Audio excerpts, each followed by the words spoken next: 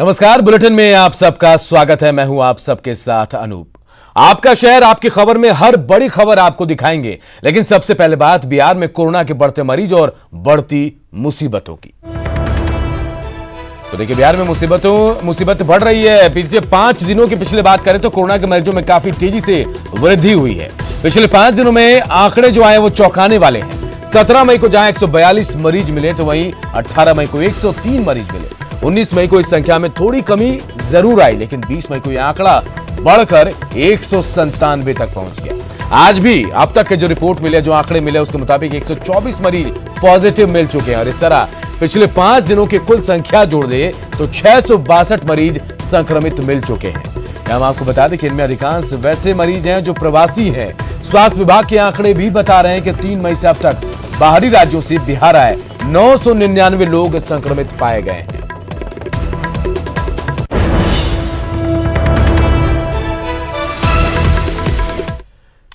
इधर कांग्रेस अध्यक्ष सोनिया गांधी ने शुक्रवार को दिल्ली में विपक्ष के नेताओं की बैठक बुलाई है। सोनिया गांधी की बुलाई गई बैठक में 15 पार्टियों के नेताओं के शामिल होने का अनुमान लगाया जा रहा है।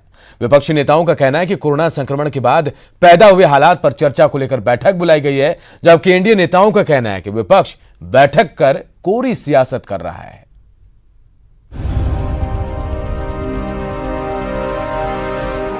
शुक्रवार को विपक्षी दलों की बैठक होगी। कोरोना काल में पहली बार विपक्ष के नेता एक साथ जुटेंगे। वीडियो कॉन्फ्रेंसिंग से ही सही, एक दूसरे से बातचीत होगी। बैठक में बिहार से आरजेडी के तेजस्वी यादव, हम के जीतन राम मांझी और आरएलएसपी से उपेंद्र कुशवाहा शामिल होंगे। कहा जा रहा है कि सोनिया गांधी की बुलाई गई ये बैठक कोरोना से उपजे हालात पर चर्चा को लेकर है, लेकिन एनडीए नेताओं का कहना है कि जिन लोगों ने इस संकट की घड़ी में किसी गरीब की मदद नहीं की, वो बैठक में बस कोरी सियासत ही कर सकते हैं, कोई सकारात्मक चर्चा नहीं।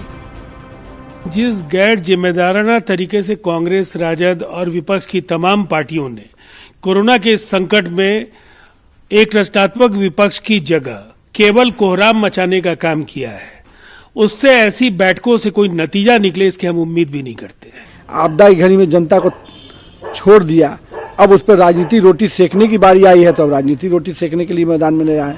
एनडीए नेताओं के आरोप का जवाब विपक्षी नेताओं ने उसी अंदाज में दिया, ये सवाल करते हुए कि सत्ता पक्ष के नेता बैठक करें तो ठीक, फिर विपक्ष की बैठक पर राजनीति क्यों? जो लोग महामारी के समय भी राजनीति करते हैं, उन्हें तो लगेगा कि कांग्रेस पार्टी वही करने जा रही है। मीटिंग का जो उद्देश्य मैं समझ पा रहा हूँ, वो एक संदेश देना है लोगों को, हम आपके साथ हैं और हम सरकार पर दबाव बनाएंगे कि राहत के लिए और क्या किए जाने की जरूरत है। दरअसल लॉकडाउन ने विपक्ष को सियासी सीन से आउट कर दिया है। जो भी हो रहा है वो सरकार कर रही है। ऐसे में प्रवासी मजदूरों की वापसी से पैदा हुए हालात में विपक्ष को एक मौका दिख रहा है जनता तक पहुंचने का, ये जताने का कि वो जनता की हितैषी हैं। न्यूज़ 18 के लिए पटना से रवि एस नारायण और दिल्ली से अमितेश के साथ ब्यूरो रिपोर्ट। और आइए अब समझते हैं कि महागठबंधन की बैठक पर आखिर सवाल क्यों उठ रहे हैं। तो कोरोना संकट के बीच ये अहम बैठक बुलाई गई है और बैठक में महागठबंधन के नेता शामिल होंगे। मांझी, कुशवाहा, सैनी पटना में पहले ही बैठक कर चुके हैं। तीनों घटक दल के नेता चुनाव पर चर्चा भी कर चुके हैं, लेकिन इस बैठक में देखिए आरजेडी और कांग्रेस को बुलाया ही नहीं गया। हो सकता है कि सोनिया गांधी बैठक के जरिए डैमेज कंट्रोल की कोशिश करेंगी। और आइए यह भी समझते हैं कि विपक्ष आखिर विरोध क्यों कर रहा है। मजदूरों के मुद्दे पर विपक्ष जो है वो गंभीर है। बैठक में मजदूरों के मुद्दे पर बातचीत हो सकती है। सरकार पर दबाव बनाने की रणनीति भी बनाई जा सकती है। चुनाव की नहीं सोच रहा फिलहाल महागठबंधन। एनडीए सरकार पर मजदूरों की अनदेखी का विपक्ष आरोप भी लगा रहा है। मजदूरों के मुद्दे पर सोनिया गांधी कल बैठक करेंगी, तो वहीं आज पूर्व सीएम राबड़ी देवी ट्विटर पर मजदूरों को लेकर वीडियो शेयर उन्होंने किया। इस पर बिहार में सियासत फिर गर्मा गई है। भरल है गोदाम, से भरल है गोदाम कि हमर बेटा भूखले सुते हो राम। बच्चा झूठा 2.5 साल का रो रहा है, मम्मी घर पे आ जाओ, मम्मी घर पे आ जाओ, कैसे जाओ? सवाल तो है इस वीडियो में उस भूख से जुड़ा। सवाल है इस त्रासदी में सदियों तक समाज की तस्वीर के बिगड़े चेहरे को लेकर।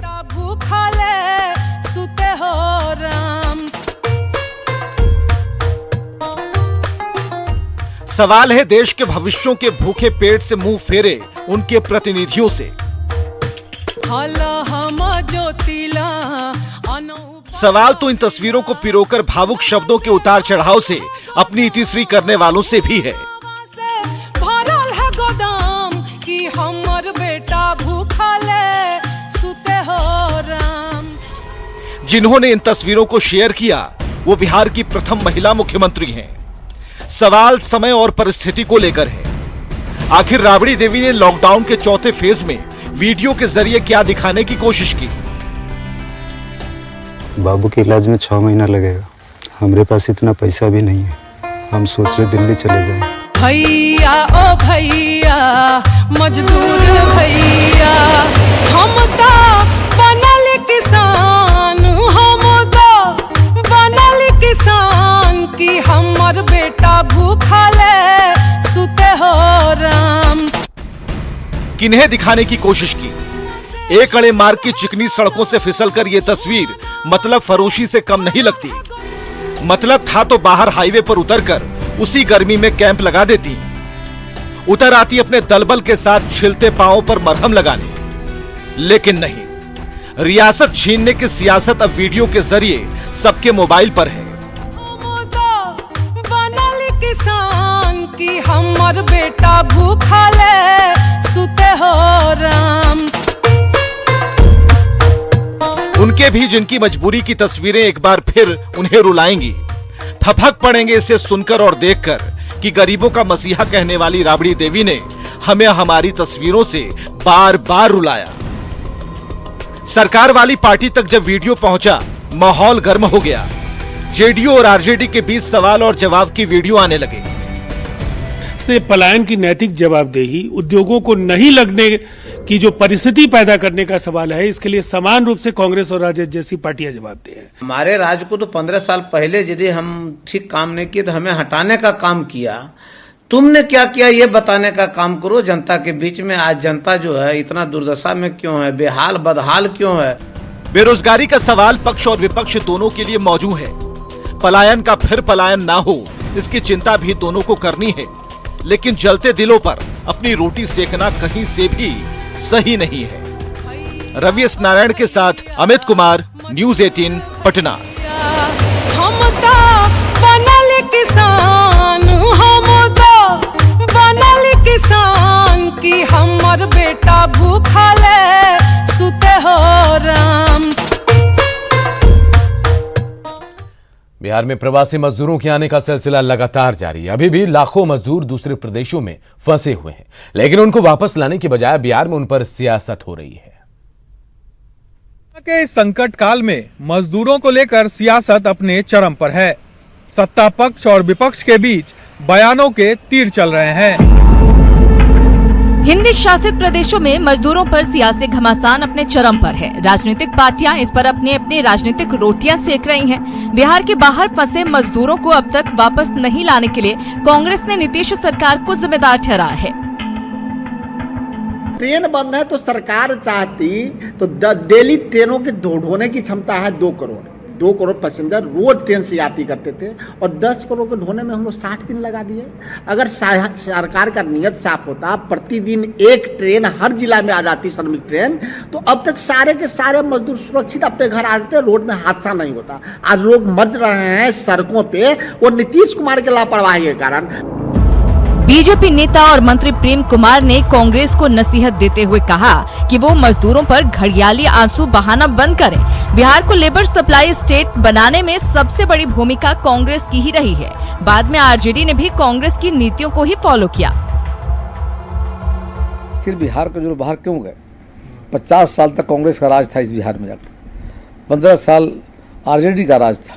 उस राज में ही लोग गए जाकर जो ध्यान दिए रहते तो बिहार के पास तो झारखंड बंटवारा के पहले और मान के चलिए कि जब उड़ीसा और बंगाल जब बिहार के साथ था जाकर के तो बिहार एक बड़ा राज्य था जाकर के, और बिहार के पास प्राकृतिक संसाधनों का भंडार था जाकर के, और भंडार का इस्तेमाल नहीं किए जाकर के, और आज मतलब घड़ियाली आंसू बहा रहे जाकर के है।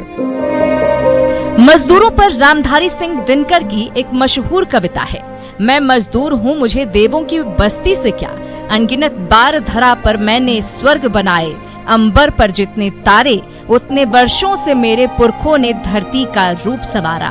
उनकी ये कविता लॉकडाउन के दौरान मजदूरों की मजबूरी पर सटीक बैठती है। न्यूज़ 18 के लिए पटना से साकेत कुमार की रिपोर्ट। कोरोना संकट के बीच स्वास्थ्य विभाग के प्रधान सचिव का तबादला कर दिया गया। सरकार के इस फैसले पर सत्ता पक्ष के लोग तो चुप हैं, लेकिन वहीं विपक्ष इस तबादले को लेकर सरकार पर कई सवाल खड़े कर रहा है।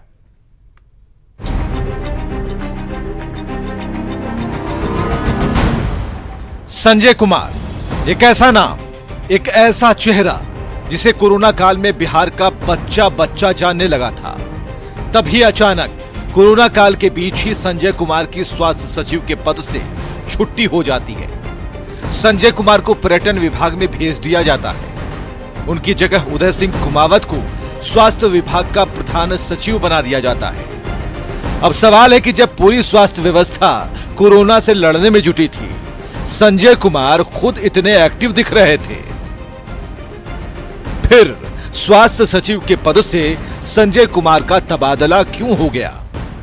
इस सवाल का जवाब हर कोई जानना चाहता है। वैसे विपक्ष का आरोप है कि अपने कई फैसलों की वजह से संजय कुमार सरकार की आंखों में खटकने लगे थे, इसलिए सरकार ने उन्हें किनारे कर दिया। तो अगर महामारी के बीच में भी सरकार राजनीतिक दबाव और वेस्टेड इंटरेस्ट से काम करेगी और अधिकारियों को डिमोरलाइज करेगी जो काम कर रहे हैं, तो मैं समझता हूँ महामारी से हम नहीं लड़ सकते हैं। यह सरकार में बैठे लोग के मनानुकूल काम नहीं कर रहे होंगे, मंत्री से भी उन्हें पट नहीं रहा था। कुछ निर्णय बिना जो है मुख्यमंत्री के साथ मिलकर वह नहीं लेने का, स्वतंत्र रूप से भी निर्णय लेने का काम कर रहे थे, जिसका कि उदाहरण पीएमसीएच आता है। विपक्ष के आरोप अपनी जगह हैं। वैसे सूत्रों की माने तो संजय कुमार के तबादले के पीछे कई कारण थे, जिसमें एक बड़ा कारण विभाग के मंत्री से उनका टकराव था। कई मामले में विभाग के मंत्री और सचिव की अलग राय दिख रही थी। कहा तो यहां तक जा रहा था कि संजय कुमार के तबादले के लिए मुख्यमंत्री पर बीजेपी का दबाव था। खैर, इसके पीछे की सच्चाई जो भी हो, जब हमने इस पूरे मामले पर सरकार का पक्ष जानना चाहा तो किसी भी नेता ने या किसी भी सरकार के नुमाइंदे ने इस पर कुछ भी कहने से मना कर दिया। ऐसे में आप इस मामले की गंभीरता को बखूबी समझ सकते हैं कि आखिर यह निर्णय कहां से लिया गया है। कैमरा पर्सन राजेश के साथ साकेत कुमार, न्यूज़ 18 पटना। इधर झारखंड के मुख्यमंत्री हेमंत सोरेन ने कहा कि प्रवासी मजदूरों को लाना है और बेहतर सुविधा देना उनका लक्ष्य है। न्यूज़ 18 से खास बातचीत में उन्होंने कहा कि राज्य सरकारों का काम अब शुरू होता है और हम अपनी जिम्मेदारी उठाने के लिए पूरी तरह से तैयार हैं। उन्होंने संक्रमितों को नहीं बल्कि कोरोना संक्रमण को रोकना सरकार का लक्ष्य बताया। कहा जाए तो राज्य सरकार का जो विषय है वो अब शुरू होता है। अब जब मजदूर हमारे राज्य में आ रहे हैं और आप देख रहे हैं कि एक समय जहां था कि हम पूरे राज्य में एक रुके रुके से चल रहे थे संक्रमण की स्थिति को लेकर, अब बड़ी तेजी से हमारे यहाँ संक्रमण बढ़ रही है। संक्रमित लोग से नहीं लड़ना है, हमें संक्रमण से लड़ना है। और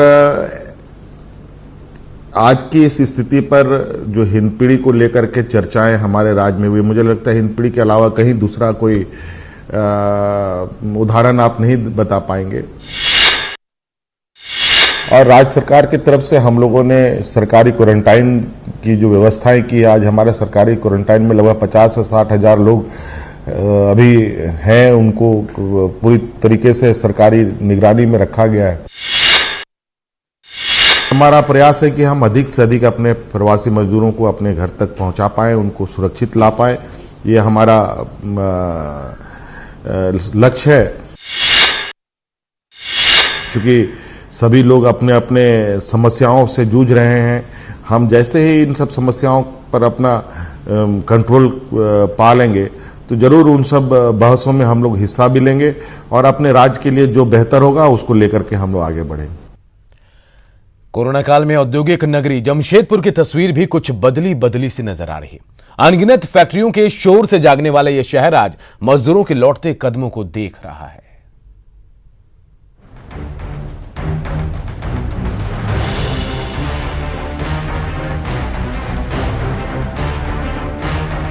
ये नजारा है घर वापसी की आतुरता और टूट रहे सब्र के बांध की।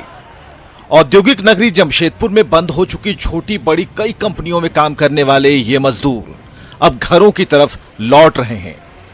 दरअसल घर वापसी को लेकर कोई प्रशासनिक व्यवस्था नहीं होने के कारण ये मजदूर लंबे समय से यहीं फंसे थे। लेकिन जब बंगाल जाने वाले NH 33 पर मजदूरों का काफिला पैदल ही रवाना होने लगा, तब स्थानीय युवकों ने मदद को लेकर कमान संभाल ली। हम लोग को कोई ऐसे सुविधा नहीं हो पाया, तो हम लोग आपस में ही मिलकर जो इन लोगों को सुविधा हो पा रहा, नाश्ता का प्लस पानी का और कुछ भी हल्का फुल्का जो भी हो रहा, और प्लस में जो भी गाड़ी रोक रही है उसको बैठाकर जितना दूर हो सके उन लोग को भिजवाए हैं। अब कुछ देर पहले एक तो गाड़ी हम लोग भिजवाए कि जो भी लोग जा रहे हैं, जो भी माइग्रेंट्स पैदल जा रहे हैं, उनका ग्रुप बनाकर उन्हें डिस्टेंस में रखकर उन्हें रिलीफ प्रोवाइड करवा रहे। फिर कोशिश कर रहे हैं कि जितने भी अथॉरिटीज़ हैं उन तक जानकारी पहुंचाए कि इन लोगों को आगे तक पहुंचाया जाए। दरअसल बिहार, बंगाल और झारखंड के कई जिलों के मजदूर और श्रमिक काम बंद होने के बाद घर वापसी नहीं कर पा रहे थे। इन्हें लेकर स्थानीय विधायक सरयू राय अपने स्तर से ट्विटर पर प्रयास भी कर रहे थे। उधर झारखंड सरकार की कोशिशों के बाद भी बंगाल सरकार ने अपनी सीमा को बंद कर दिया था, जिससे मुश्किलें बढ़ गई थी। नीतीश कुमार बोलता है कि यहाँ पर है उसी जगह रहो, कि एक 1,000 रुपया देगा, तुम लोग खाओ को, तो ये 1,000 रुपया में ये 1 महीना चल थोड़े पाएगा। ये सभी के सभी भारतवासी हैं और नागरिक तो भारत के हैं, इसलिए भारत की सरकार को भी चाहिए कि जो जहाँ है, कोई सड़क पर है उसको सड़क पर, और कहीं आज भी दूसरे राज्य में वो फंसा हुआ है तो वहाँ सहायता का प्रबंध कराए। मजदूरों की इस दौड़ती भीड़ में कुछ अपनी जेबें खाली कर ट्रकों पर सफर कर रहे हैं, तो कुछ को दूसरे राज्य की सीमा तक ये सुविधा मिली है। लेकिन ये तय है कि घर वापसी पैदल यात्रा से ही मुकम्मल होगी। बहरहाल मजदूरों की घर वापसी और उनके लौटते कदमों से उड़ती धूल में हजार सवाल हैं और बेइंतहा दर्द भी। न्यूज़ 18 के लिए जमशेदपुर से आशीष कुमार तिवारी की रिपोर्ट।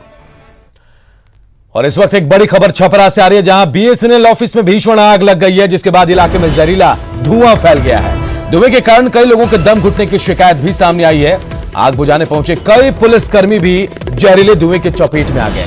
फिलहाल दमकल कर्मियों के साथ स्थानीय लोग भी आग पर काबू पाने की कोशिश कर रहे हैं। अभी तक आग लगने की वजहों का पता नहीं चल पाया, लेकिन कार्यालय में स्थित लैंडलाइन के स्विच रूम में आग लगने की आशंका जताई जा रही। तो तस्वीरें में हम आपको दिखा रहे हैं। न्यूज़ 18 बिहार झारखंड पर एक्सक्लूसिव तस्वीरें देखिए। छपरा की तस्वीरें, जहां BSNL ऑफिस में दफ्तर में भीषण आग लगी है। इसके बाद पूरे इलाके में जहरीला धुआं फैल गया है। संतोष हमारे सहयोगी इसी खबर पर सीधे हमारे साथ जुड़ गए। संतोष, क्या कुछ अपडेट है इस अगलगी को लेकर? देखिए, आग अभी भी लगी हुई है, आग पर काबू नहीं पाया जा सका है और इलाके में धुआं जो है पूरा फैल रहा है, क्योंकि जो BSNL का दफ्तर है बताया जा रहा है वहाँ काफी केबल्स रखे हुए थे BSNL के, जिसमें आग लगा। स्विच रूम के अंदर आग लगी है, वहाँ से धुआं काफी निकल रहा है और जो धुआं है उसमें काफी बेचैनी करने वाला है, क्योंकि जो भी फायर कर्मी थे, आप तस्वीरों में देख सकते हैं, जो भी अंदर गए थे वो अचानक बेहोश होने लगे, उन्हें सांस लेने में दिक्कतें, कई लोगों को गंभीर हालत में बाहर निकाल करके अस्पताल भेजा गया है। तो यहाँ पे इलाके में काफी अफरा तफरी मच चुकी। BSNL का जो कार्यालय है वो साहेबगंज इलाका, जो पोस्ट इलाका माना जाता है, उसके ठीक बीच में है और इसी बीच सामने आज अचानक उससे धुआं निकल हुआ। जब तक फायर कर्मी वहाँ पहुंचे हैं तो भीषण आग लग चुकी है और स्विच रूम पूरा का पूरा BSNL दफ्तर से आग के जद में आ चुका है और फायर कर्मी 5 गाड़ियां पहुंची हुई है यहाँ पे, जो कि आग को बुझाने में लगातार जुटी हुई है। लेकिन जो धुआं है उसके कारण फायर कर्मियों को अंदर जाने में दिक्कत हो रही है, हालांकि जो फायर कर्मी वो लगातार लगे हुए हैं। जी संतोष, ये कहा जा रहा है कि जहरीले धुएं की वजह से कई लोगों के दम घुटने की शिकायत भी आई है, क्या और कोई जानकारी मिल पाई इसे लेकर?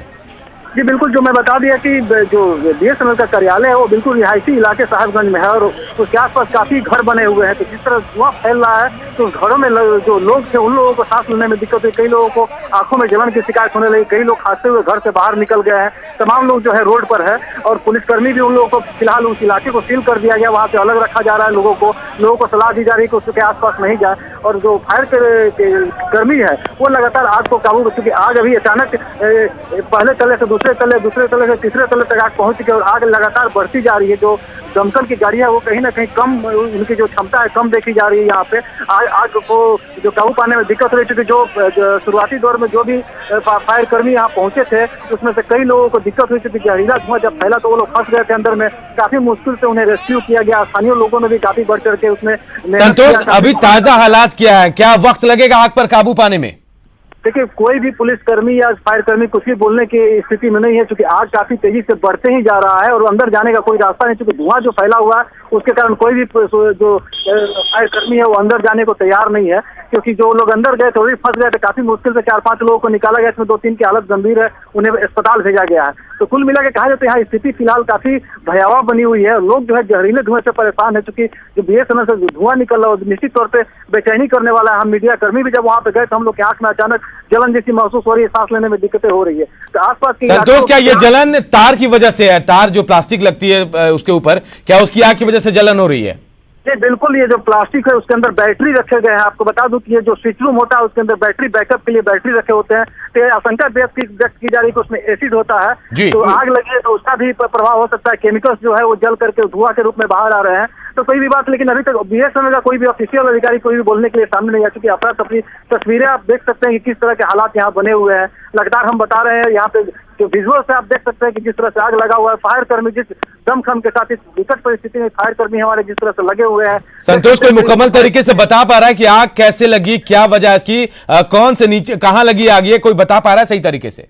जी देखिए, हमने फायर कर्मियों से बात की है। उनका कहना है कि BSNL के दफ्तर में आग लगने की शुरुआती सूचना उन्हें मिली थी, तो एक दमकल की गाड़ी मौके पर। चलिए संतोष, बहुत बहुत शुक्रिया इस तमाम जानकारी के लिए। देखिए एक और बड़ी खबर इस वक्त आ रही है, भारतीय रेलवे का बड़ा ऐलान। देखिए 1 जून से शहर तक ट्रेनें चलेंगी।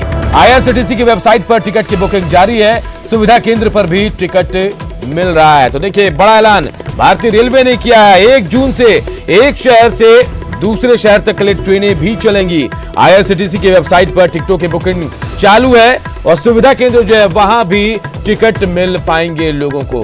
देखिए